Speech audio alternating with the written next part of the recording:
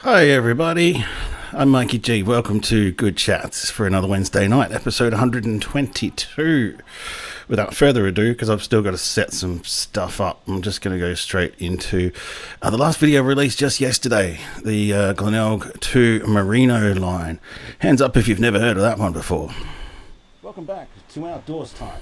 In this video, I'm going to delve into the short history of a struggling little railway line from Glenelg to Merino that only lasted about a year and resulted in the deaths of 3 people.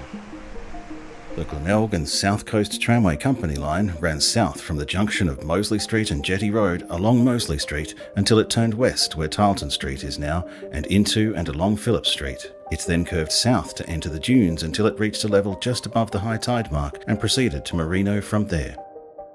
In the mid-1870s, Brighton and surrounds were starting to become a popular place to live, but back then it was still isolated from Glenelg and Adelaide by sand and the floodplains of the Sturt River. Some people walked, some used horses, but the trip was often a grueling one made by skirting the floodplain via higher country to Goodwood. The South Australian Company began quarrying for bluestone and gypsum nearby in the 1840s, and George Strickland Kingston opened his own quarry at Merino in 1844. There were virtually no roads back then, so the stone was hauled by bullocks and the drivers had to find their own way to Adelaide, which was next to impossible in winter. A small pier was built at Merino Rocks, but this was still uneconomical. Inspired by the Glenelg to Adelaide line in 1873, Sir George came up with the idea of installing a railway line from Merino to Glenelg for his stone and passengers. He and fellow promoters and investors overcame more than a few hurdles in the planning and financing of their proposed line, which unfortunately resulted in the disastrous outcome of the railway basically running along the beach. Had the line run further inland as originally planned, it may have succeeded.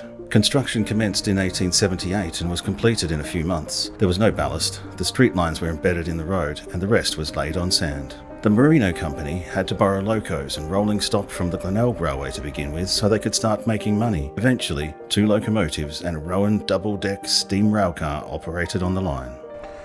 If you're wondering why this odd street formation is here, it might be because this was the location of the depot and workshops for the Merino line, with shunting loops for the single line. Operations on the line were beset with problems from the very beginning. Sand drifting across the line caused delays and had to be removed manually, right from opening day in 1879. As the erosion caused by the line progressed, the sand drifts grew worse, and wind-blown sand caused extensive damage to the rolling stock. After the excitement of its first summer opening had abated and people realised that they only had to travel to Glenelg and not pay to go further to enjoy the beach, passenger numbers declined and were virtually non-existent in winter. Further setbacks to the transport of quarry products were dealt when the proposed storage site on Jetty Road was vetoed by the council, who had also ordered the removal of the junction between the Merino line and the Adelaide line. The first fatal accident occurred on Easter when 2 children travelling on the step of the crowded train missed their intended destination and jumped off the train. They fell under the wheels and were killed. Witnesses were unable to get the crew's attention and the train carried on. Finally, after a brief summer resurgence in early 1880, another fatal accident sealed the line's fate. A locomotive became derailed by the sand yet again and toppled, crushing a passenger who was riding on the engine. The line drew plenty of criticism for its lax standards, and the reduced patronage made the line completely unprofitable. The company ceased operations in 1880 and its assets sold off around the state. It's hard to imagine how they considered this railway would go when the line ran generally about a foot above the high water mark. They didn't think of sand drift or storms or any of that stuff, and of course they came unstuck. Well, folks, that's the short story of one of the most remarkable, unique and ill-conceived railways in Australia.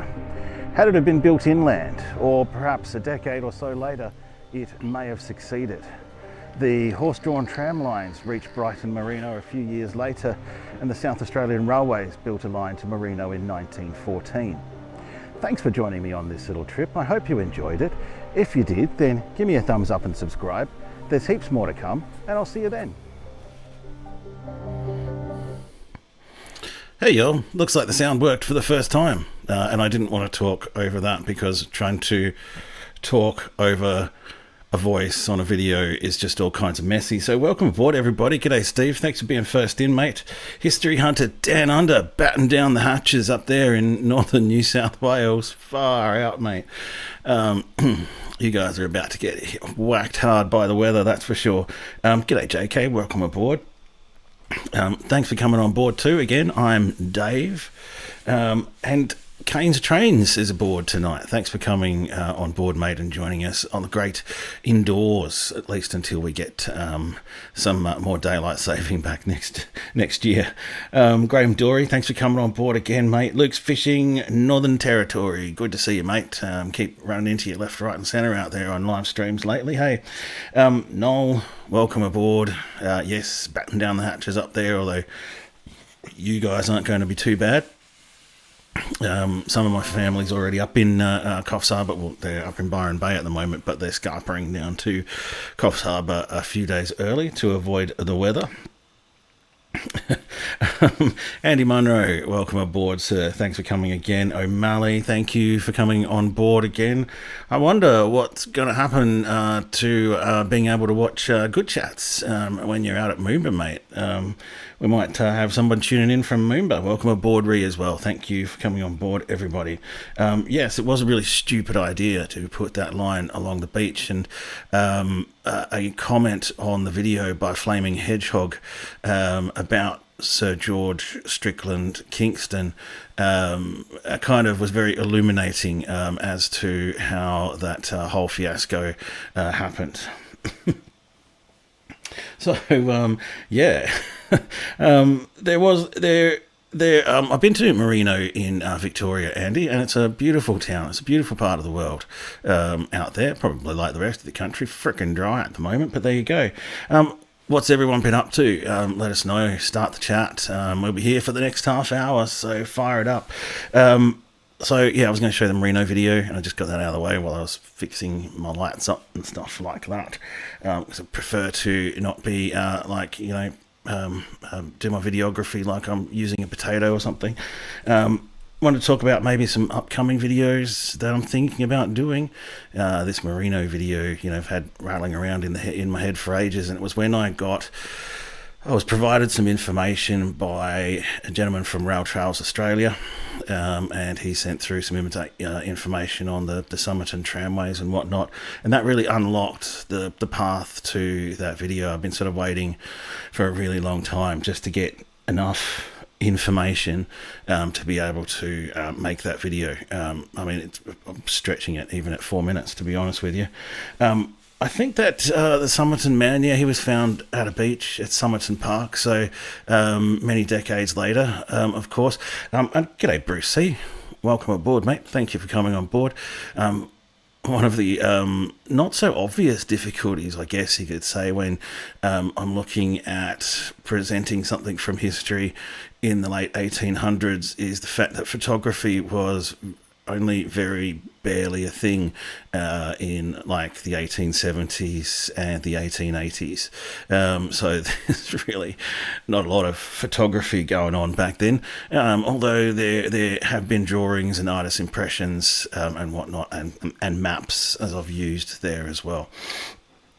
So that was an interesting one. Learned some things that I didn't know about. I always knew there'd been a railway there, but I wasn't sure what its connections were with the Glenelg tramway, and how that worked when there were other tramways that came later on.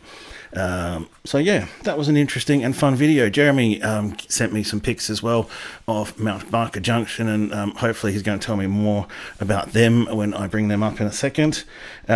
Then I got an interesting book of the week, which I forgot to bring in here, so I will have to find that. And then I'm going to do an update. I did a big update on my big list of videos. So I want to sort of show you where I'm at in my thinking with that as well. I'm thinking of doing the Smithfield ammunition bunker lines. There's very little left of those ammunition bunkers.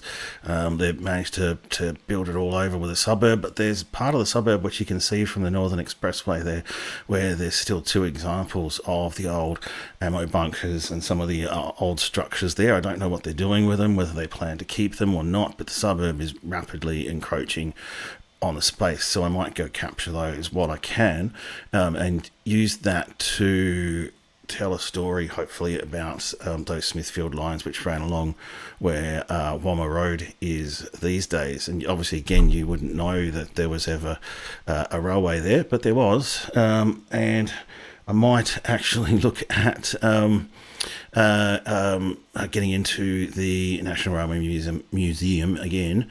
Although, actually, no, now that I think about it, no, I've already hit them up for Smithfield line photos, so I'll dig them up from a zip file and I'll show them to everybody next week. Yeah, that's interesting. A bunker for sale as a private house, Graham.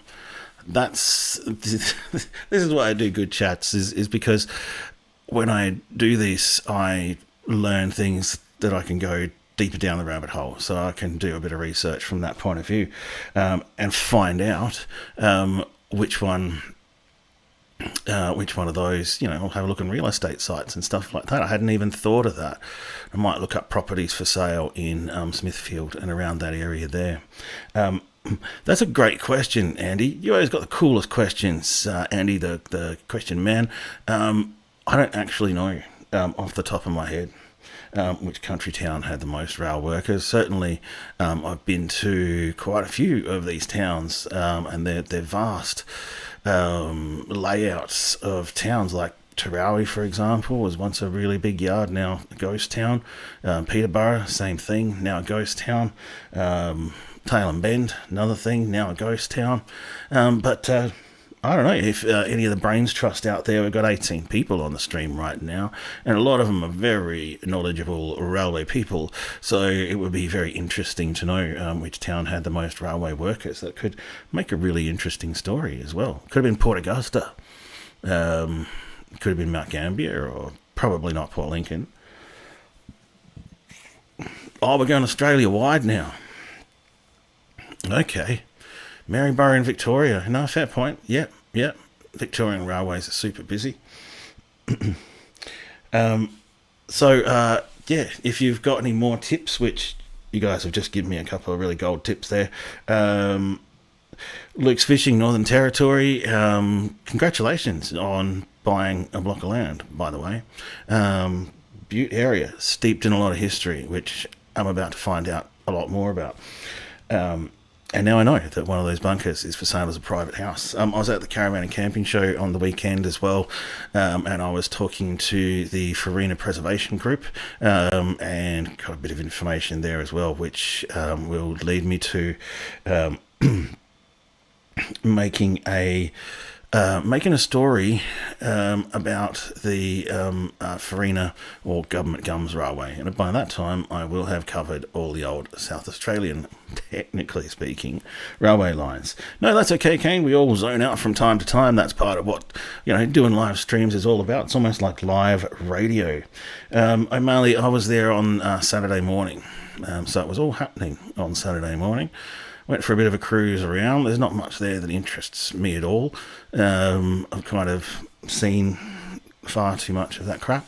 The tourism pavilion was interesting for me. Get around and meet a lot of people, and meeting the guys from the Farina Preservation Group was really interesting. So I'm looking forward to making it up there perhaps sometime in June.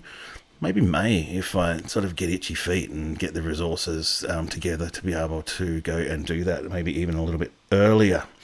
But caravan and camping shows, no matter how much I tried to avoid them for a number of years. Here we are again, and clocking into the caravan and camping show bright and early on a Saturday morning.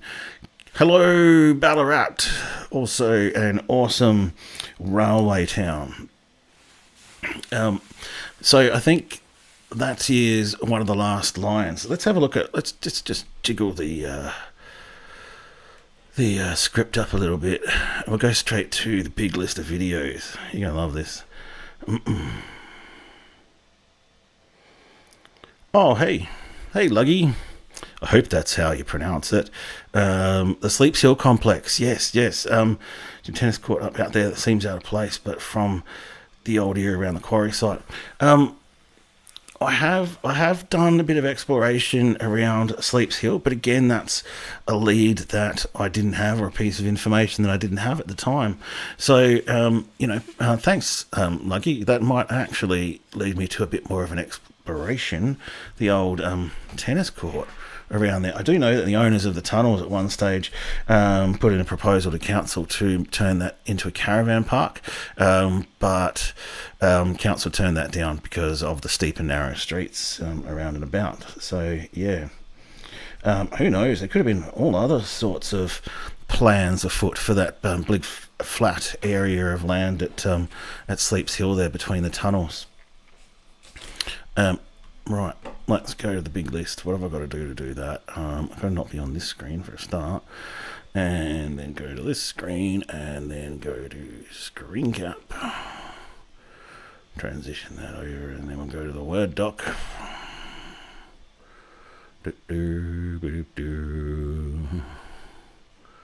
And we'll zoom it up a bit. There we go. Oh, g'day, Kingsley. Thanks for checking in, mate. Fantastic. Heading into Perth. Living the dream, Kingsley. Thanks for coming on board while you're actually on a train. That's pretty cool. Ballarat Station is a beautiful station. I hope to get over there one day. For what it's worth. Start getting paid enough to head over there and explore Victoria even more. And explore New South Wales.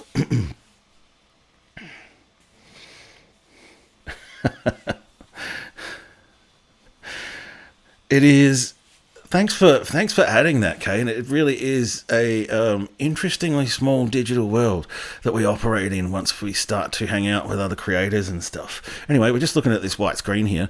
I was thinking of doing the Whyalla lines at various points. I think they were electrified lines in and around those mines there. So it'd be interesting to delve into the history of that, particularly with everything that's going on with the Whyalla Steelworks at the moment. I mean, there's every chance that bloody things will shut down sooner rather than later. I want to do the Lee Creek coal line, and also do the line up to, as I do the line up to Farina, then known as Government Gums, right? And speaking to people who know the Udna Data track, there seems to be every chance that I could actually get my pretty street standard this next trail up to Udna Data, which really opens up a world of opportunity in terms of getting to getting to Udna Data and the Alta Burkina Bridge and things like that. I probably want to do the York Peninsula. I did the York Peninsula lines a couple of years ago, and I think it's probably about time that my skills have progressed enough that I do actually want to redo that one. I do think I could do that a lot better and dig into things a lot more, and while I'm there I could do something on the Moonta tramways. Moonta had a pretty interesting tramway network to get people from town to the mines. Then I think there were a couple of tramways around there. I think there might have been tramways around Kadina and Wallaroo and around Moonta as well, so I do want to look further into that. Then there's the old Stenhouse Bay Salt Tramway. Then there's Merino Line. That's still there. Done that one. Let's get rid of that. Someone suggested in the comments on one of my YouTube videos that I do the Malala line. So I've been picking up some images back and forth, and actually it is really interesting looking at some of the old stations like Smithfield, Salisbury, stations out at Malala, stations at Long Plains, and all of those kind of things. There's some really interesting railway history out there. Yeah, Dave, I could probably put the Wollonga line on my list as a redo. I did it again a couple of years ago, but I'm getting to the point, again, like I said, where I feel like my knowledge of these things and my skills have improved to the point where it may actually be worthwhile going and doing a redo. Yeah, the area around there, Andy, is kind of it's a nice area. It's classic country. So Smithfield line, we're talking about that. I do want to get into the West Beach line at some stage, but right now that's proving to be even more elusive than the Merino line. I've done Grange to Henley Beach. There was very little to see about that, but what I'm interested in is I do have some maps that suggest, and I've heard bits and pieces about a railway line similarly to the Merino line, lightly laid across the sand dunes, which headed north from Glenelg to Henley Beach. Very little remains there. Runs through essentially what is like the West Beach Parks area now. Then there's Radium Hill, and as I found out now, there's very no chance, of getting into Radium Hill and having a look at what that looks like today. But perhaps you could probably put something together by heading out and getting as close to the site as possible on the next station out there. There's the Barrier Highway, and then there is the Radium Hill Museum, or section of the museum at Steamtown in Peterborough, and that would definitely help me tell a story. And now that I've spoken to the blokes from the Radium Hill Historical Association, I think that's what they're called, we'll get some more information, perhaps some more photos as well. I've decided that perhaps if I run out of other things to do, I'm just going to focus on single station explores as well. At this point, I was really just trying to add as many videos as I could to the list, but and go into detail at places like Anguston, Nooryutpa, Tanunda, Brinkworth, Udunda. These are all places I feel like I've got enough information and knowledge of to start to do a more in-depth video about the location in itself. Rapid Bay has been pushed off a little bit. I'm still not quite finding the spark that'll help me create a video for that one. I'll probably even getting to the point where I might even redo more of my old videos, because as the channel becomes more popular, I find myself actually getting asked quite a bit, have I done this line, and this line? And these are all lines that I did 100 odd videos ago. And that's not a problem right in itself, but because you don't get new viewers, they generally won't go back that far through the library, so they just don't know that you've done that video. And I think it could be very well worth my while to look at the Morgan line with a 2025 perspective. If I knew then what I know now, kind of thing, whatever the saying is. But anyway, and then I am speaking to Jeff Justice Nottle at the moment. He was the last station master of a range of stations around the mid-north, and out in the Mallee, like Wanby, Boolaroo Centre, Warabara. He was the last station master of Quorn Station, and so I'm working on a spoken word piece, and we will hear from this guy who was the last station master at all of these stations, and find out a bit more about what life was like. We're talking about it, we're planning it as well, and I want to hear it all from the boring to the super interesting. He kind of thinks a lot of what he did there was boring, and I think no, it's really interesting, and we want to get into some of that stuff. Then, of course, there's the TAN, Transport Action Network video that I'm working on. So I've got some great feedback from the Transport Action Network team. We're going to upgrade a lot of footage there. I'm going to upgrade a lot of the stuff in it. It's just a bit of a rough draft to put something out there, and this is going to be an excellent video in a month or so's time. Then I want to look at doing Oyen to Pinnaroo. I did do Tailem Bend to Pinnaroo a couple of years ago as well, and having travelled the Mallee Highway a few times in the last few years, again I'm feeling like I'm just about ready to do a bit of a video on a whole lot of nothing basically, which is the Oyen to Pinnaroo line. But that's par for the course here on Outdoors Type. Then there's Portland. I have been close to Portland a couple of times, picked up a bit of research on that one, a bit of information. It's going to take me a little bit more to crack that one, but I'm looking forward to hopefully a holiday down Portland way sometime this year as well. And now I'm really scratching for ideas here too. The Mildura Station area has always intrigued me. It's always a bit of a highway stop as we travel between here and New South Wales, in the Mildura Riverfront area there. Beautiful area, and I've always been interested in maybe exploring what's left there, because there's still, it almost looks like an operating station, but obviously not. And then I'd love to get back to New South Wales and Queensland one of these days. So that's, at this stage, often the planning for next year, because obviously all of these videos take time and planning and money, and so it would be really great if I could just go do them all in one hit. But no, this is going to have to wait for probably 2026 now.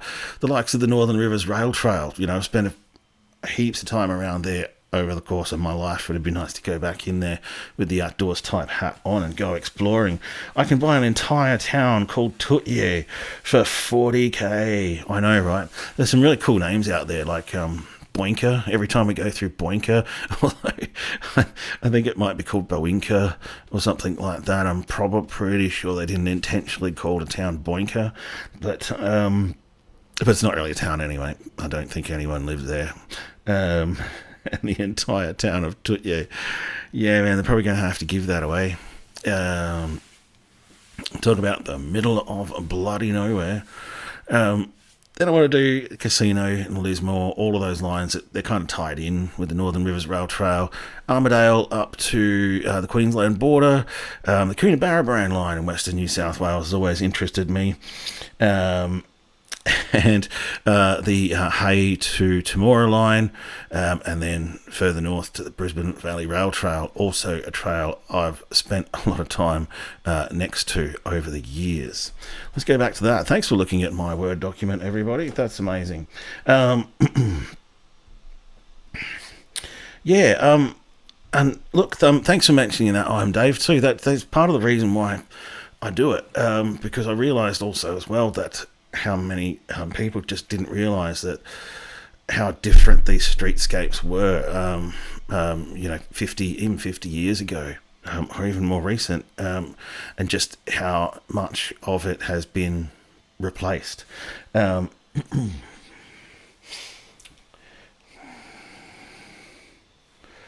of the old port lines in Brisbane. I think I've got something rattling around in the back of the head there, but thank you for mentioning that, Kane. Appreciate it. I have done the old narrow gauge to Silverton as far as from Broken Hill to Silverton goes, but from Silverton down to Coburn is not navigable in a standard urban four-wheel drive kind of thing. So I'd like to get there one day, but it's just not possible in my street normal car. JK, I'll hit you up when we do the Hay line, and we'll do it together at some stage, mate.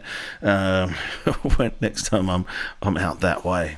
So big plans, but let's bite them off a chunk at a time. And so the next one is going to be the Smithfield ammo lines. These videos that I keep really local as well tend to be my most popular as well. I can sometimes probably spend too much money and spend too much time making a video that really doesn't get seen very much. But yeah, look, who knows? It's all a bit of a gamble on YouTube, isn't it? Jeremy's picks, let's go to them. Wow, let's rock and roll to, where's that slideshow? There we go. I'm going to need Jeremy to talk about these images a bit. Might need a big screen TV because I'm only looking at this on half screen at the moment, so hopefully it's big enough for y'all to see it. Maybe I can zoom it in. Zoom. No. Preview scaling. Can I do that? There we go. Oop. No, it's all the same. Jeremy sent these to me yesterday, and we're talking about photos of Mount Barker Junction before and after the loop was installed. And so these days you'll now see the first photo at the top there. These days you'll now see, I don't know, as far as I know, I think it's the main line on the extreme right now. And you can see the line coming into Mount Barker Junction. That is the broad gauge line that winds its way down to Mount Barker. Then below that you see a photo taken at sunset with a potato. That's a bit hard to tell, that second one. Yeah, right, okay, before the third loop was added, around 1994. Let's go to the next one. Oh no, we'll get hit that button. What's going on? No, don't do that. Sorry. I'll put it on autoplay. Okay.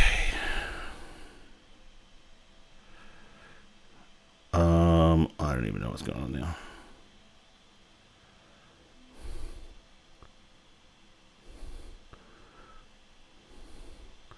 What have I done to the slideshow? I've somehow managed to mess up even a simple slideshow.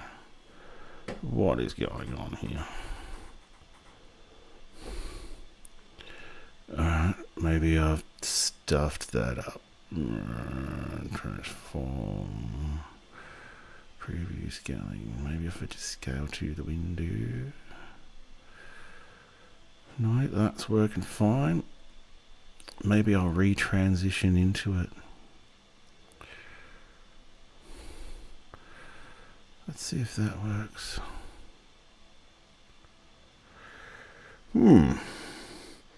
G'day, Hookstagram.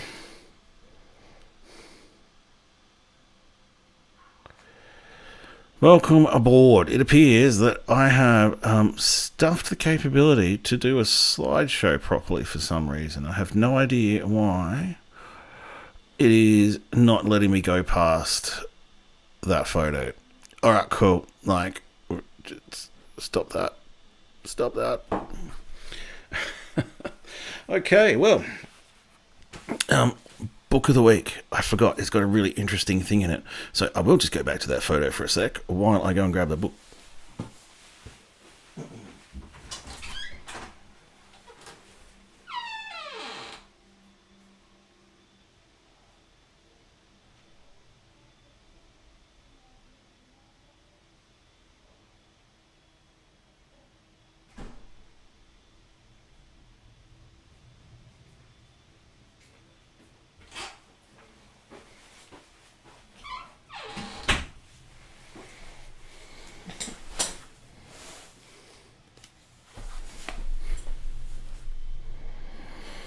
Yeah, I'll work something out, JK, on that one for next week. Book of the week. I caught up with Jeff the other day. I had loaded all of my the original copies of my videos onto a single USB, which I then gave to him because he wanted copies of the original. So I gave it to him. Turns out I ended up deleting all of those files a few months later. So I caught up with Jeff to get a copy of it all back, which is great. The book of the week is, which he gave to me, it's called At the End of the Road. And it is, you can't read this on the cover, but it's Government, Society, and the Disposal of Human Remains in the 19th and 20th centuries. So he had a couple of copies of these. Apparently it didn't sell too well, perhaps unsurprisingly. He's highlighted an interesting, really interesting part in the middle, and that is about the cemetery at Parafield. That they were planning, where was the date here? And here's a view of the site of the cemetery at Parafield, and then apparently this is a chicken factory, and then what's now a chicken factory, and this was the gardens or the layout of the cemetery at Parafield. So this is a little bit of a lead into funeral railways and cemetery stations. There is some interesting discussion in there about the need for there to be a mortuary train and a mortuary station, because at that point in time Parafield was really far out of town, and people still went to a lot of funerals and stuff, and so being able to travel to and from cemeteries was quite important back then. So there was apparently a station somewhere at Parafield, according to Jeff. I'm not sure, I haven't delved right down into that yet, but so there was either a station in a railway, or there was talk of planning for one. So yeah, there you go. Parafield Cemetery Station might be out there somewhere, and we just have to track it down. I don't know what we're going to do with the remains of this book, but when was this book published?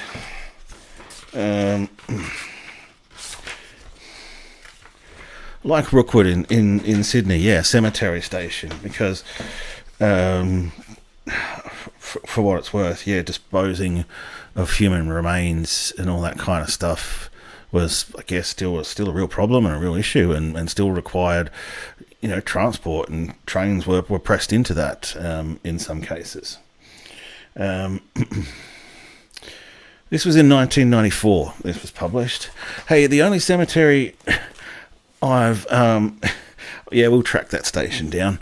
The only cemetery I've ever explored is the West Terrace Cemetery here in Adelaide, and I tracked down the grave of the bloke, the engineman who died in William Critchley, who died in the engine rollover just out of Kapunda, way back when. I can't remember the date right now off the top of my head, but I did actually track down his grave. His was a really interesting story. Dawson Cemetery. I don't mind the idea of cemeteries at night. I'm not particularly worried about ghosts. I don't know about you, but it doesn't particularly bother me at all, the idea of being in a cemetery at night. There's another one. I haven't even written that on my big list. Every day there's a new idea for the big list. Hey, I just got ideas from Luggy as well tonight on the chat for the big list. Rightio. Man, my head's spinning after all of that.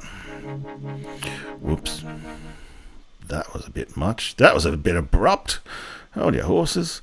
Let's just do that. We've been doing this now for 40 minutes tonight.